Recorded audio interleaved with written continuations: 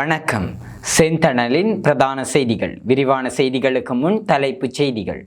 குருக்கள்மடம் மனித புதைக்குழி முதலாம் கட்ட அகழ்வுப்பணி ஆரம்பம். வறட்சியான வானிலை, பாடசாலைகளுக்கான விசேட வழிகாட்டல்கள் வெளியீடு. மட்டக்களப்பில் பெண்களை கடத்தி கொலை செய்த கும்பல் பிரதான சந்தேக நபர் கொழும்பில் கைது. வைத்தியர் பணியிட மாற்றங்கள் தொடர்பாக அரசாங்க வைத்திய அதிகாரிகள் சங்கம் குற்றச்சாட்டு.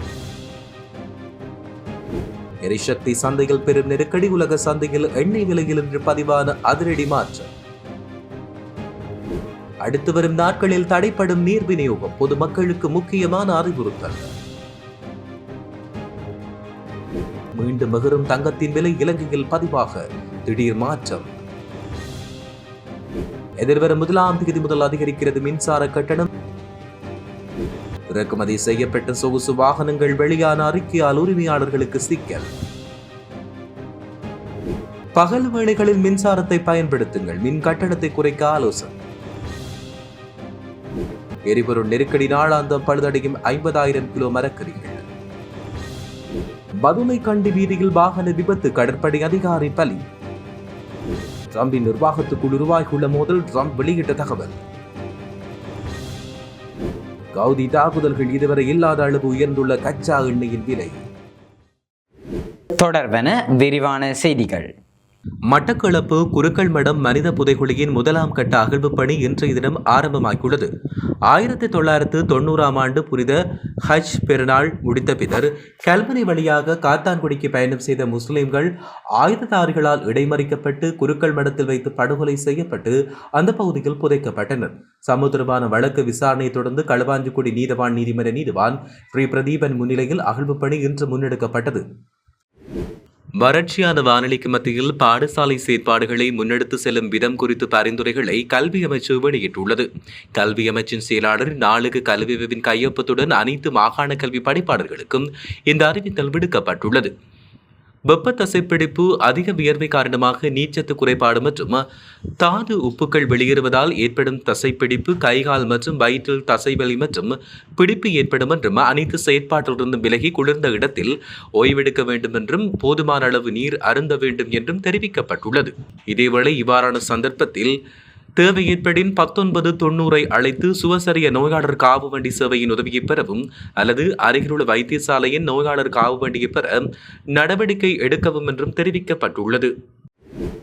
மட்டக்களப்பில் பெரும் பரபரப்பை ஏற்படுத்திய மயக்க மருந்து கொடுத்து பெண்கள் கடத்தப்பட்டு தாலி உள்ளிட்ட தங்க ஆபரணங்களை கொள்ளையிட்டு கிணற்றில் வீசி எறிந்து கொலை செய்து வந்த கும்பலின் பிரதான சந்தேக நபர் கைது செய்யப்பட்டுள்ளார்.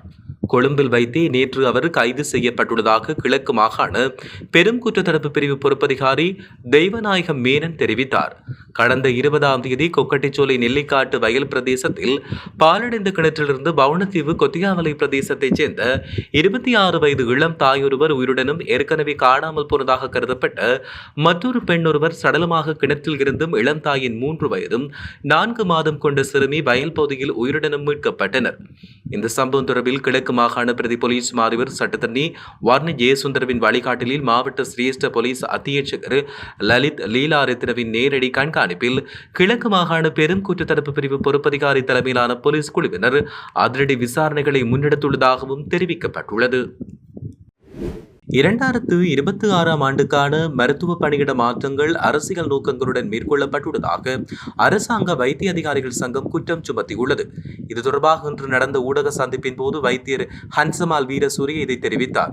இந்த வருடத்துக்கான மருத்துவ பணியிட மாற்றப்பட்டியல் எவ்வித கலந்த ஆலோசனையுமின்றி சட்டவிரோத முறையில் தயாரிக்கப்பட்டுள்ளதாகவும் இதேபோன்று ஒருபோதும் நடந்ததில்லை என்றும் வைத்தியர் சுட்டிக்காட்டினார். எனவே இந்த பணியிட மாற்றங்கள் காரணமாக நாளை காலை 8 மணி முதல் நாடு தழுவிய ஒரு அடையாள போராட்டத்தை விருப்பமின்றி மேற்கொள்ள உள்ளதாக அவர் தெரிவித்தார். அதை நிறுத்த வேண்டிய அவசியம் ஏற்பட்டால் நாளை காலை வரை அவகாசம் உள்ளது என்றும் வைத்தியர் தெரிவித்துள்ளார். இந்த நிலையில் எந்த ஒரு சந்தர்ப்பத்திலும் அவசர சிகிச்சை தடை ஏற்படாது என்று, முறையாக நோயாளர்களுக்கு சிகிச்சை வழங்கப்படும் என்றும் அவர் மேலும் தெரிவித்தார். மத்திய கிழக்கு போர் காரணமாக சர்வதேச சந்தையில் மசகு எண்ணெயின் விலை அதிகரித்துள்ளது. அதன்படி பிரெண்ட் ரக மசகு எண்ணெய் பீப்பாய் ஒன்றின் விலை 116.1 அமெரிக்க டாலராகவும், WTI மசகு எண்ணெய் பீப்பாய் ஒன்றின் விலை 102.9 அமெரிக்க டாலராகவும் அதிகரித்துள்ளதாக தெரிவிக்கப்பட்டுள்ளது. நாட்டில் நிலவுகின்ற வறட்சியான வானிலை காரணமாக அடுத்து வரும் 2 முதல் 3 வாரங்களுக்கு நீர்வெட்டு நடைமுறைப்படுத்தப்படும் என அறிவிக்கப்பட்டுள்ளது. அதன்படி ஒரு நாளைக்கு சில மணி நேரங்களுக்கு மட்டும் நீர் விநியோகம் தடைப்படும் என தேசிய நீர் வழங்கல் மற்றும் வடிகால் அமைப்பு சபையின் தலைவர் சந்தன பண்டார தெரிவித்தார். தேசிய நீர் வழங்கல் மற்றும் வடிகால் அமைப்பு சபை நீர்வெட்டு நடவடிக்கையை நடைமுறைப்படுத்தவில்லை என்றாலும் நிலவுகின்ற வானிலை காரணமாக எதிர்காலத்தில் நாள் முழுவதும் நீர் விநியோகம் செய்வது கடினமாக இருக்கும் என்றும் தெரிவிக்கப்பட்டுள்ளது. ஆரம்பத்தில் நீர் சுத்திகரிப்பு நிலையங்களின் உற்பத்தி திறன் இதுவரை பாதிக்கப்படவில்லை என்றாலும் மலைப்பகுதிக்கான நீர் விநியோகத்தில் அழுத்தம் குறைந்துள்ளதாகவும் அவர் இதன்பொழுது தெரிவித்துள்ளார். இலங்கையில் இன்று காலை நிலவரப்படி தங்க விலையில் எவ்வித மாற்றமுமின்றி விற்பனை செய்யப்பட்ட நிலையில் தற்போது 3000 ரூபாவால் அதிகரித்துள்ளது. அதன்படி 24 கரட் தங்கம் ஒரு பவுன் 3,93,000 ரூபாவாகவும் 22 கரட் தங்கம் பவுன் ஒன்று 3,61,500 ரூபாவாகவும் விற்பனை செய்யப்படுவதாக தெரிவிக்கப்பட்டுள்ளது. இலங்கையில் நிலவும் தற்போதைய மின் உற்பத்தி நெருக்கடியை கருத்தில் கொண்டு பொதுமக்கள் தமது மின்சார தேவைகளை பகல் நேரங்களில் நிறைவேற்றிக் கொள்வதன் மூலம் மின் கட்டணத்தையும் நாட்டின் உற்பத்தி செலவையும் குறைக்க முடியும் என இலங்கை நிலையான எரிசக்தி அதிகார சபை தெரிவிக்கிறது. அதிகார சபையின் தலைவர் DMWJ பண்டார இது தொடர்பில் ஊடகங்களுக்கு கருத்து வெளியிட்டார். தற்பொழுது பகல் நேரங்களில் சூரிய சக்தி மூலம் அதிகளவு மின்சாரம் உற்பத்தி செய்யப்படுகிறது. எனவே பொதுமக்கள் தங்களின் மின்சாரம் சார்ந்த அத்தியாவசிய பணிகளை முற்பகல் 10 மணி முதல் மாலை 4 மணி வரை முன்னெடுப்பது மிகவும் பொருத்தமானது என்று தெரிவிக்கப்பட்டுள்ளது. நாட்டில் நிலவும் எரிபொருள் நெருக்கடியால் நாள்தோறும் சுமார் 50,000 கிலோகிராம் மரக்கறிகள் மற்றும் பழங்கள் பழுதடைவதாக தேசிய மரக்கறி உற்பத்தியாளர் சங்கத்தின் தலைவர் நிமல் ஹேமா விதாரண தெரிவித்தார். மேலும் எரிபொருள் தட்டுப்பாட்டால் மொத்த வியாபாரிகள் சந்தைக்கு வருகை தர முடியாதையால் இந்த நிலை ஏற்பட்டுள்ளதாக அவர் தெரிவித்தார். இலங்கையில் உள்ள 13 விசேட பொருளாதார நிலையங்களுக்கு சுமார் 3 லட்சம் விவசாய குடும்பங்கள் தமது விளைச்சலை வழங்குவதாக அவர் குறிப்பிட்டார். அதற்கமைய நேற்று மாத்திரம் சுமார் 20 லட்சம் கிலோகிராம் மரக்கறிகள் சந்தைக்கு கிடைத்த போதும் வியாபாரிகள் வருகை தராத காரணத்தால் போட்டித்தன்மை குறைந்து மரக்கறி விதைகள் மோசமாக வீழ்ச்சியடைந்துள்ளதாகவும் அவர் தெரிவித்துள்ளார். சட்டவிரோதமாக பதிவு செய்யப்பட்டு அரசாங்கத்துக்கு பல மில்லியன் ரூபாய் வரிவாய் இழப்பை ஏற்படுத்திய வாகனங்கள் குறித்து அறிக்கை ஜப்பான் லஞ்ச ஊழல் ஆணைக்குழுவிடம் சமர்ப்பித்துள்ளது. லஞ்ச ஆணைக்குழுவின் கோரிக்கையை தொடர்ந்து ஜப்பானிய போக்குவரத்து அமைச்சும் இலங்கை வெளியுறவு அமைச்சு வழியாக வாகனங்கள் குறித்து வரலாற்று அறிக்கைகளை சமர்ப்பித்துள்ளது. மேலும் குறித்த வாகனங்கள் தயாரிக்கப்பட்ட தேதி, அவற்றை ஜப்பானில் பயன்படுத்திய உரிமையாளர்கள் மற்றும் ஜப்பானில் செய்யப்பட்ட பதிவுகள் ரத்து செய்யப்பட்டமை உள்ளிட்ட அறிக்கைகளை நாட்டிற்கு வழங்கியுள்ளதாக தெரிவிக்கப்படுகின்றது. இலங்கை பொது பயன்பாட்டு ஆணைக்குழு 2026 ஆண்டின் 2ஆம் காலாண்டுக்கான மின் கட்டண உயர்வுக்கு ஒப்புதல் அளித்துள்ளது.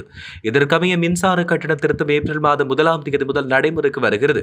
அதன்படி 30 அலகுகளுக்கு கீழ் 4.3%, 30 முதல் 60 அலகுகளுக்கு 6.9%, 61 முதல் 90 அலகுகளுக்கு 6.9 வீதத்தினாலும், 91 முதல் 180 அலகுகளுக்கு கீழ் 7.2 180 அலகுகளுக்கு மேல் 25% மின்சார கட்டணம் அதிகரிக்கப்பட உள்ளதாக தெரிவிக்கப்பட்டுள்ளது. அதன்படி 2026 ஆண்டின் 2வது காலாண்டுக்கான மின்சார கட்டண திருத்தம் குறித்து இறுதி முடிவு இன்று பிற்பகல் அறிவிக்கப்படும் என்று ஏற்கனவே தெரிவித்தது. பதுளை ரந்தனிக்கல கண்டி வீதியில் அமைந்திருக்கின்ற புத்தங்கோட்டை பகுதியில் இடம்பெற்ற வாகன விபத்தில் கடற்படை அதிகாரி ஒருவர் உயிரிழந்துள்ளதாக கந்தக்கட்டிய காவல்துறையினர் தெரிவித்தனர். அதன்படி இந்த விபத்து இன்று இடம்பெற்றது. பதுளையிலிருந்து கண்டிக்கு சென்று கொண்டிருந்த தனியார் பயணிகள் பேருந்து முன்னால் சென்ற மோட்டார் சைக்கிளை முந்திச் செல்ல முயன்ற போது பேருந்து மோட்டார் சைக்கிள் மீது மோதி இந்த விபத்து ஏற்பட்டிருந்தமை காவல்துறை விசாரணையின் போது தெரிய வந்தது. உயிரிழந்தவர் கேகாலை புலகோபிட்டிய அலவத்துறால உள்ள கதியமுல்ல பகுதியைச் சேர்ந்த அலகக்கூன் முதிய செலகே ரசித் ரண்டிக அலகக்கூன் என்ற கடற்படை அதிகாரி என்று காவல்துறையினர் தெரிவித்தனர். இது தொடர்பான மேலதிக விசாரணைகளை கண்டகட்டிய காவல்துறையினர் மேற்கொண்டு வருவதாக தெரிவிக்கப்பட்டுள்ளமை குறிப்பிடத்தக்கது. இனி சர்வதேச செய்திகள். ஈரானின் அணுசக்தி திட்டத்தை கையாள்வது குறித்து தனது நிர்வாகத்துக்குள் கருத்து வேறுபாடு நிலவுவதை ஒப்புக்கொண்ட அமெரிக்க ஜனாதிபதி டொனால்ட் ட்ரம்ப் தனது உளவுத்துறை தலைவர் துளசி கபாட் ஒப்பீட்டளவில் மென்மையான அணுகுமுறையை கையாள்வதாகவும் அதேவேளை அவரின் தலைமை மீது தனக்கு நம்பிக்கை இருப்பதாகவும் தெரிவித்துள்ளார்.